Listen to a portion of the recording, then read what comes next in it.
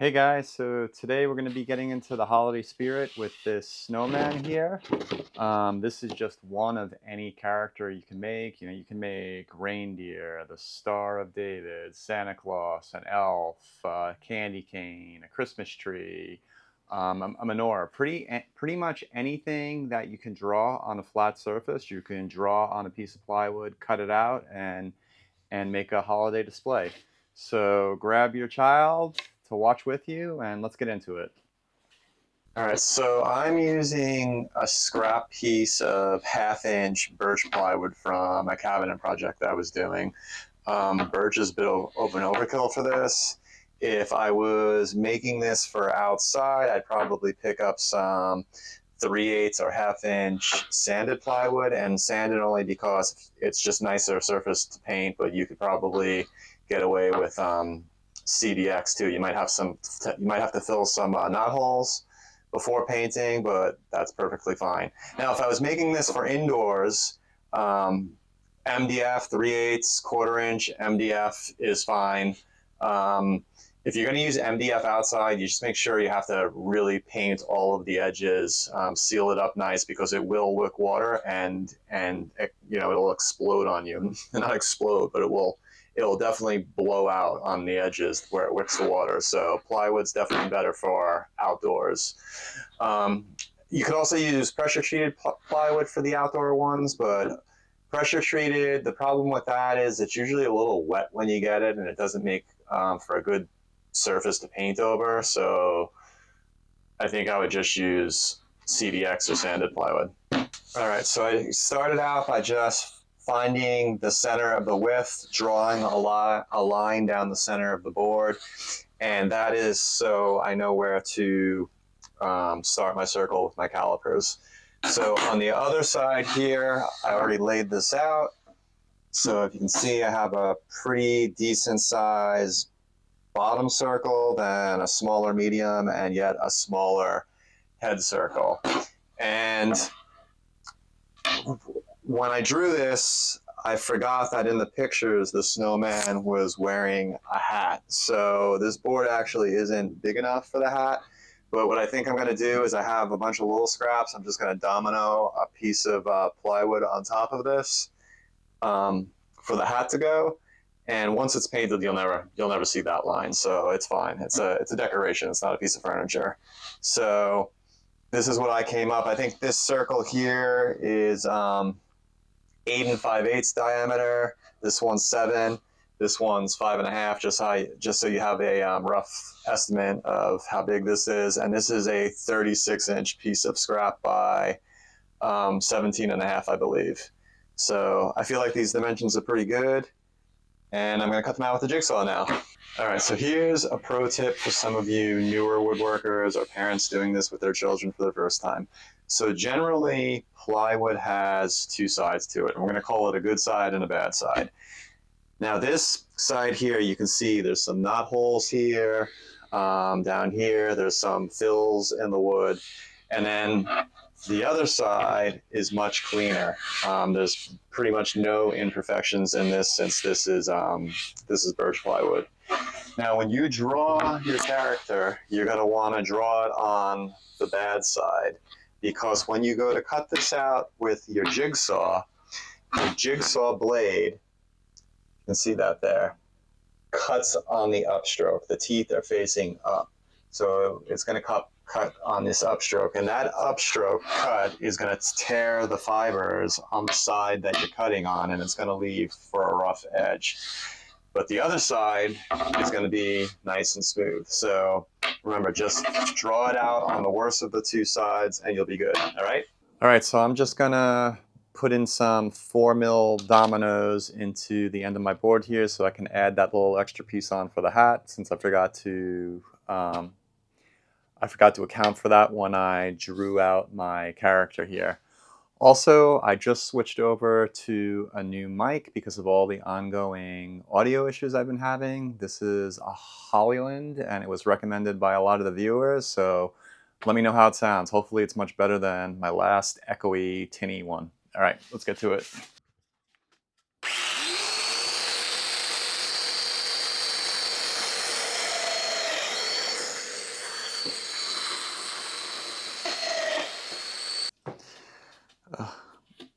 These little dominoes are so small, they're hard to line up properly. Looks like it's gonna go. Yes.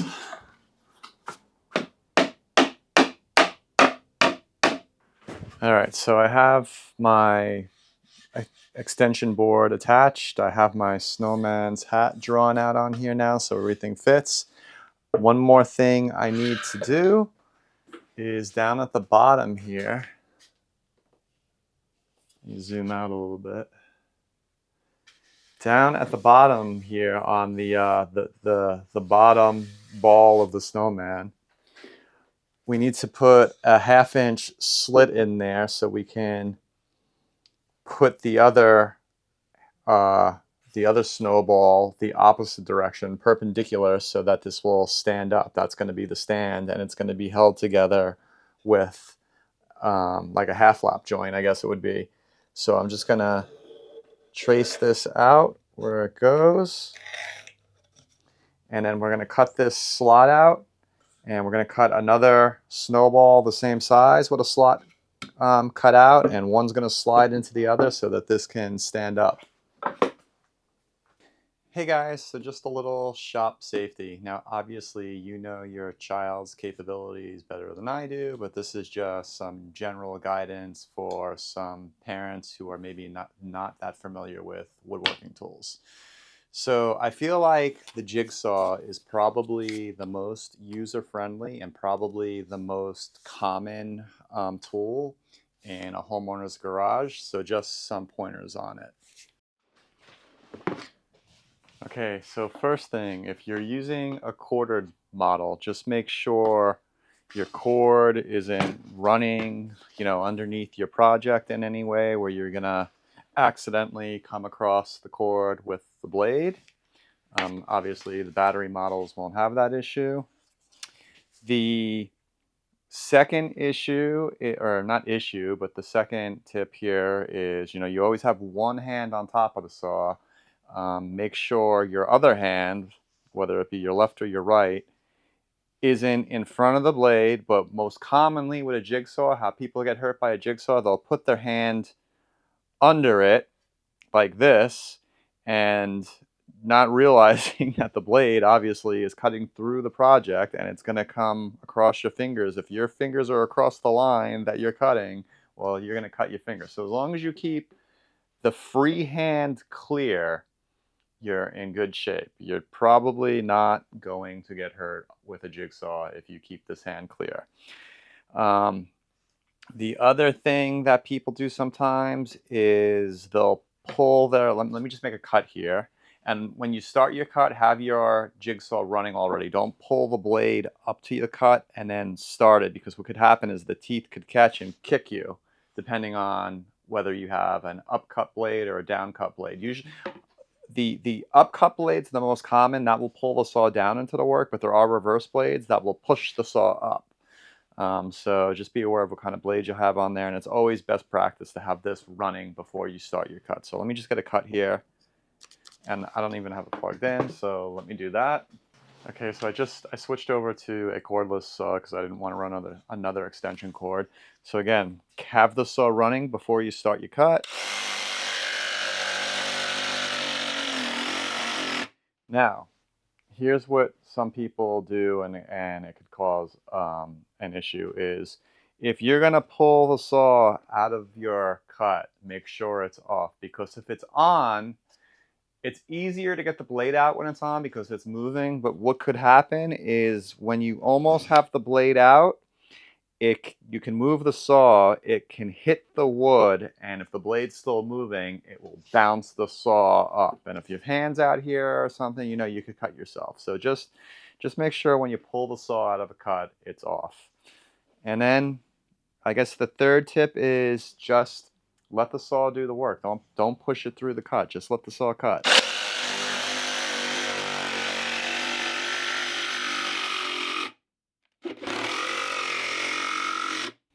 And that light flashing and my saw stopping is the battery's dead. Just finished the cut. So those are So just keep those few things in mind when you're using a jigsaw and you should be fine. But again, you know your children's capabilities better than I do, so your discretion. All right, let's get back to it.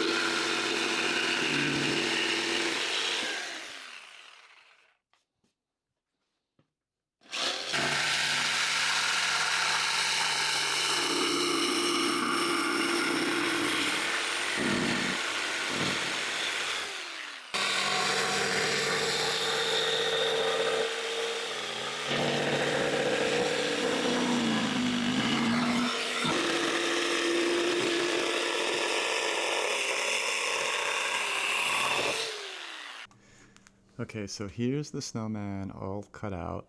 So what we need to do next is we need to cut another circle the same size as the bottom circle. So you can just trace it if you want to. You can just trace the bottom circle of the snowman.